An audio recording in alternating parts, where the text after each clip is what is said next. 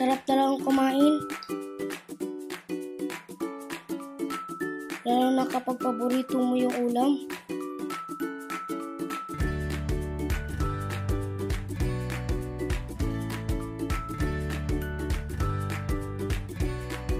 Kaso,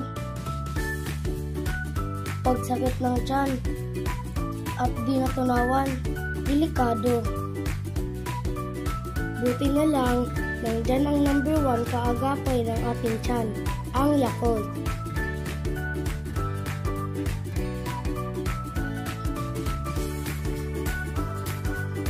Kaya sa Yakult ako kasi mabuti yan.